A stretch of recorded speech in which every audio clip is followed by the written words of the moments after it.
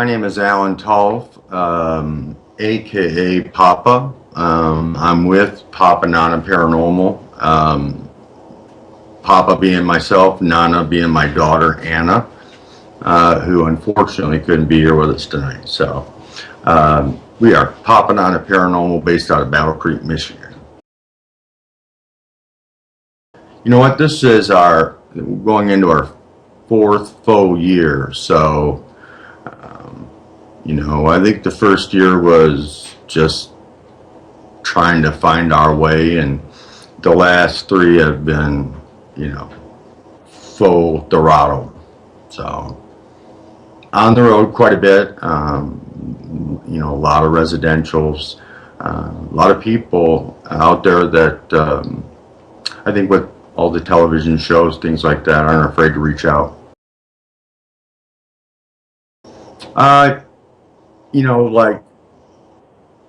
Countless investigators, paranormal investigators. It really was a situation that occurred with myself at about the age of 8 at my great-grandmother's cottage at Houghton Lake, Michigan. And it was an experience that I never discussed with anybody, and this actually came out during a bucket list conversation with Anna 4 years ago, which led to this. But ultimately it was just 8 years old. The cottage had one of those like A-framed upstairs. My cousin and I were up to 2 twin beds. I woke up, it was freezing cold, and on a July night, which it's usually like a sweat room in the upstairs, and I could see this little black mass over in the corner, and there were 2 windows facing the road. It wasn't a person, I could tell that. Put my head under the covers, felt it moving, footsteps, the bed depressed a little bit. I was scared to death. Didn't move. Felt the bed kind of like give way, like something stood up. Didn't hear it walk away, nothing. Waited, ran downstairs, got in bed with my mom, and never went up there again. Never said anything. Left my cousin hanging too. But something I kept repressed for 40 years. And I was afraid they'd put me away back then if I said anything. And it was something that scared me, for a long, long time. You know what? Yes, we've had several kind of really cool experiences, and I would like to say that March 7th, they'll be airing on the Canadian television, Paranormal Survivor. It's a new TV series up there. It's actually been approved, I think, 16 episodes. We're episode 9. So we're real excited to be the featured investigators. We signed a confidentiality agreement. Prior to that, I did kind of release a little evidence on YouTube without knowing that this was going to go anywhere, and it was my spirit box, PSP7. I'd sat it down on a toolbox on a residential investigation, and it spun 90 degrees, which 90 degrees doesn't seem that significant, but when an object moves like that, it just it took my breath away. And I think just the feeling, the chills, the hair on your neck, those types of experiences have forever changed my life. Facing something that I was afraid of, it's really it's been therapeutic, and at the same time, helpful to others, I think. Oh my Lord. Probably 75 investigations. A good amount of those are ones that we've set out and and planned. The residential investigations are picking up. That's like 80-20 ratio, probably where, we go to a known haunted location. But I think that what I get, and I know I can speak for Anna, is when we're able to help somebody, make a difference, even if, and I know you and I have talked, and a lot of us are like-minded when it comes to just making a difference in one person's life, however that is. You know what? I think it varies, but I always, have a flashlight. I always have a recorder. Always have a camera. I love a K2 meter, but I think I'm probably most fascinated with EVPs, EVP burst sessions. So a recorder, flashlight always, and a camera if you have one. But yeah, to record what potential evidence. So just a few things. Well, for me, I really enjoy the evidence review. It is tedious, but if you put 6 recorders out and you investigate for 8 to 10 hours, that's a lot of audio footage, and OCD, ADD, all those letters put together. I don't want to miss anything, because you don't know. It could be 3 seconds and that's a Class A EVP or something relevant. So I really, really, enjoy the review of the video footage, DVR footage, if we utilize the DVR. But audio is really, really something that's just fascinating to me. You know what? I'm obviously, as a father, I'm concerned for my daughter's well-being.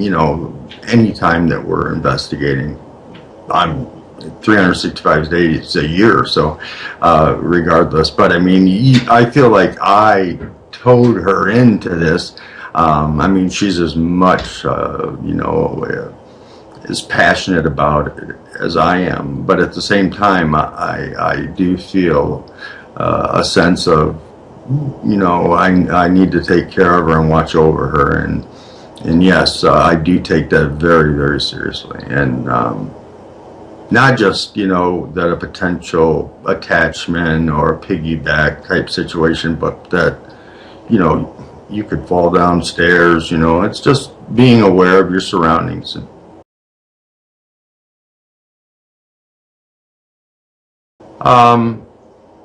I think that the one piece of advice I is research.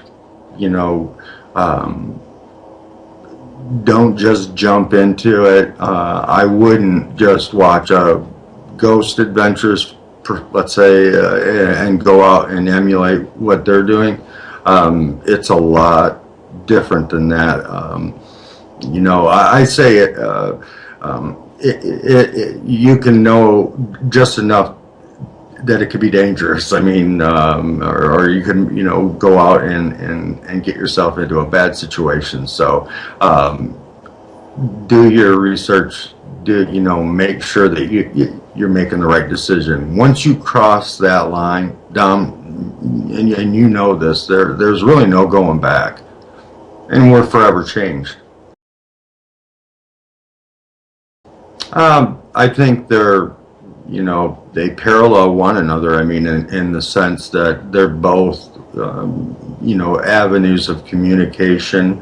I don't think the Ouija board has a lot of negativity around it, because of movies and other things like that. And I think, as I came along in the paranormal world, I mean, that was a no-no. As I learned, though, I mean, even a recorder or those types of things, I mean, we're giving somebody that's passed on the opportunity to speak. We're opening a door. So I really feel, you know, there's no difference between a spirit box or a Ouija board or a recorder or whatever. You know, I was a bit skeptical of the applications or any kind of like computer-based application. I think the GB1 is a great tool. I think we've captured relevant responses with the GB1, relevant responses with the SCD1. I think the Echo Box is a free application, and I think that really has produced some interesting results. So I think they all have value. I think it's the big picture, you know, all the evidence compiled, be it a computer-based application or a PSB7 or a hack, something of that nature. They're all great, but they're, you know, each one of them brings I guess, a piece of the puzzle in helping us figure out, you know, what the potential issues are if we're helping somebody, or if we're out there just trying to figure, you know, seek the truth. You know what? That will air on March 7th. You know, that entire experience was something that I don't think anybody could ever prepare themselves for. It's just one of those things. It's, you know, being in law enforcement, I've been, you know, over and over we go through these training, and you're trained, you know, that to react if a gun is pulled. But when somebody is shooting at you, I mean, you will knock down kids to get out of the way. I'm not kidding. I'm being honest. I mean, it's just you know, fight or flight, and we really we're presented with a real difficult situation that we needed to bring in. I mean, you know, one of those situations where we knew, you know, to say when and bring in some you know, some spiritual, you know, help, more so than what we could provide.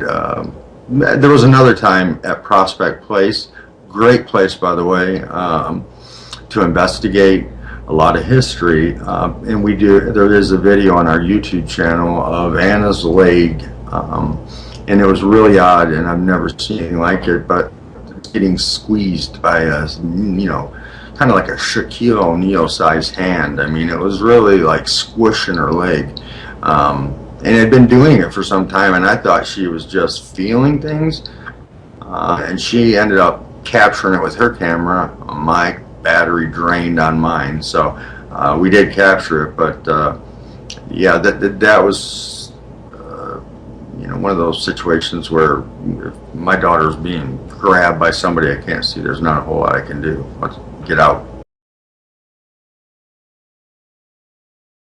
I think, and based on, you know, just I think hours and hours of listening to audio, that there are people that pass on that just for whatever reason haven't resolved issues or have unfinished business of sorts, or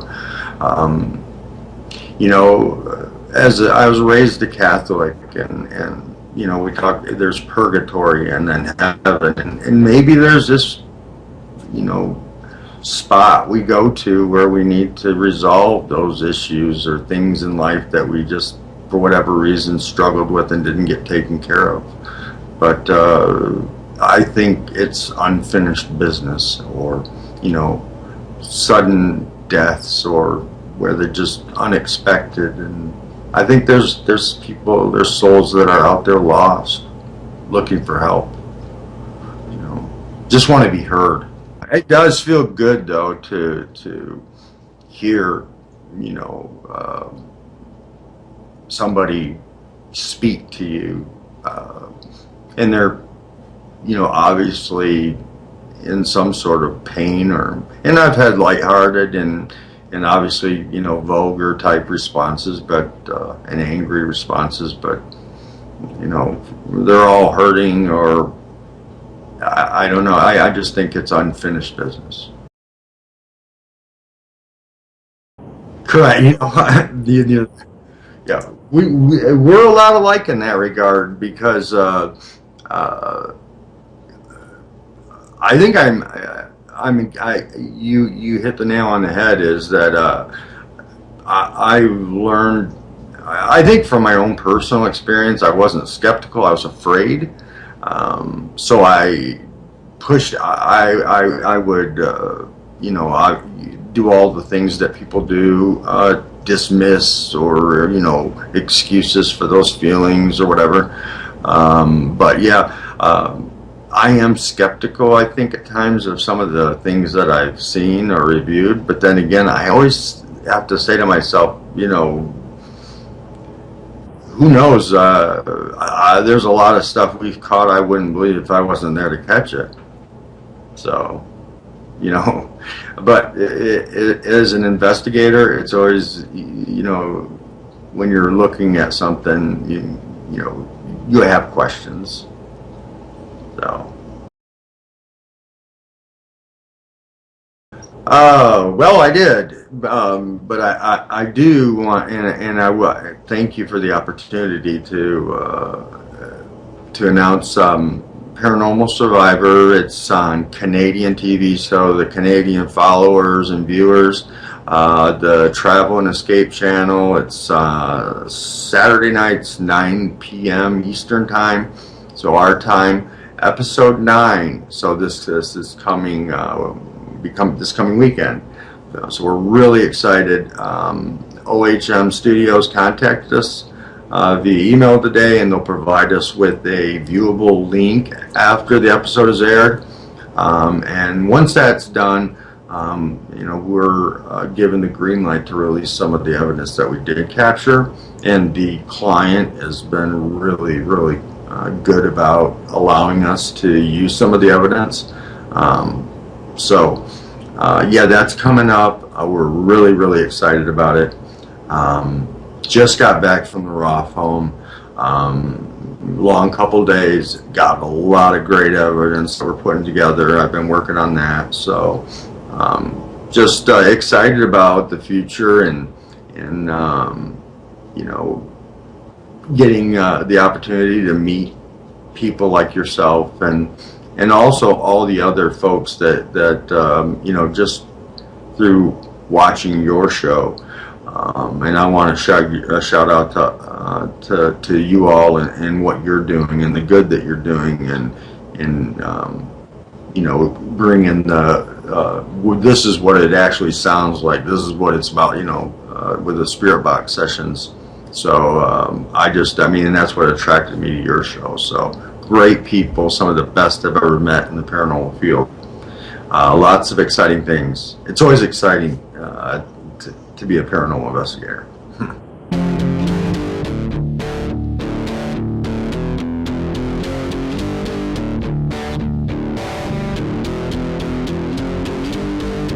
What are